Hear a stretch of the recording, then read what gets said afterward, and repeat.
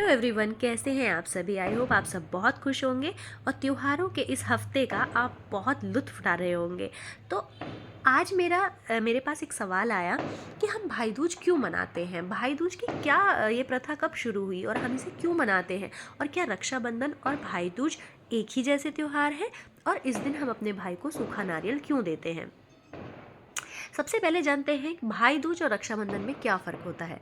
रक्षाबंधन एक रक्षा का त्योहार है जो दो भाइयों के बीच में भी हो सकता है, दो बहनों के बीच में भी हो सकता है, हमारे पापा मम्मी किसी के साथ भी जिससे हम दिल से जुड़े होते हैं। जब हम किसी को कमिटमेंट करते हैं कि हम आपकी रक्षा करेंगे, तब हम ये किसी के साथ भी हम ये त्यौहार मना सकते हैं। इसमें भाई बहन को वरदान के रूप में यानी कि आशीर्वाद के रूप में बोलते हैं कि मैं तुम्हारी रक्षा करूँगा, लेकिन भाई दूज के दिन बहन अपने भाई की लंबे उम्र के लिए कामना करती है।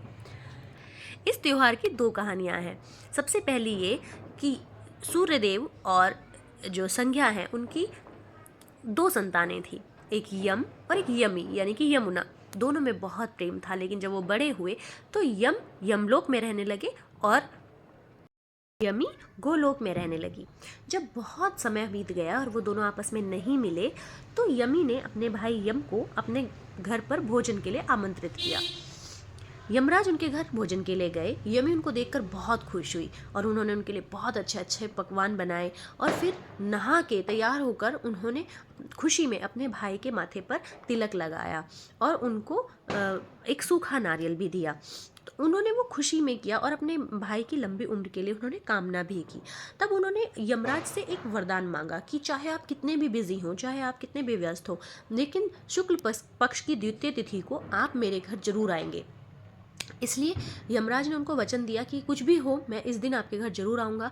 तब से ही भाई इस दिन अपनी बहनों के घर जाते हैं और बहन उनका माथे पर तिलक लगाती हैं, उनकी लंबी आयु की कामना करती हैं, उनके अच्छे भविष्य की कामना करती हैं और उनको सूखा नारियल देती हैं। सूखा नारियल इसलिए दिया जाता है क्योंकि यमी ने बोला था जब भी आपको मेरी याद आए तो आप ये सूखा नारियल देखना। इसलिए हर बहन अपने भाई को अपनी याद के लिए एक सूखा नारियल भेंट करती है। और इस दिन यमी ने यमराज से एक वरदान मांगा कि इस दिन जो भी बहन अपने भाई के घर आकर उसका तिलक करेगी और उसकी लंबी आयु की कामना करेगी, उसके घर आप कभी नहीं जाएंगे।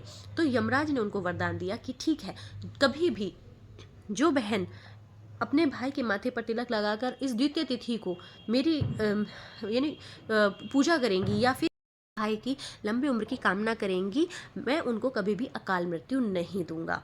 इस दिन यमराज ने जितने भी उनके नर्क में लोग थे, राक्षस थे, उनको मुक्त कर दिया था। तो इसीलिए कहा जाता है कि जो लोग ये त्यौहार मनाते हैं अपने भाइयों के लिए, उनके भाइयों को कभी भी अकाल मृत्यु नहीं आती है।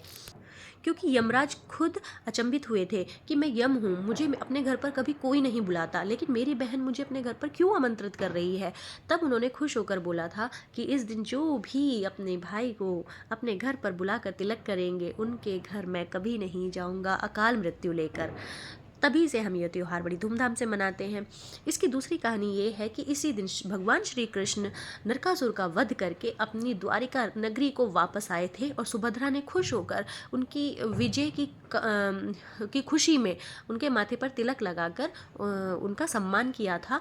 और इसी दिन से सब बहनें ऐसा करती हैं अपने भाई की लंबी उम्र के लिए, उनके अच्छे भविष्य के लिए, उनकी विजय के लिए। तभी से हम ये त्यौहार मनाते हैं। अब चाहे कहानी कोई भी सच्ची हो, लेकिन ये त्यौहार हमारा है, हमारे भाइयों के लिए है, हमारी बहनों के लिए है, तो हम सब तो इसे मनाएंगे ही मनाएंगे। सार एक ही निकलता है कि हम अपने भाई की लंबी उम्र के लिए इस व्रत को, इस त्यौहार को मनाते हैं। तो आप भी मनाते रहिए, क्योंकि मैं अभी उत्तराखंड में रहती हूँ और उत्तराखंड में मैंने कहीं नहीं देखा इस त्यौहार को मनाते हुए। तो शायद यहाँ पर इस त्यौहार का चलन नहीं है, लेकिन त्यौहार कौन सा है, कहाँ मनाया जाता है, डजेंट मैटर।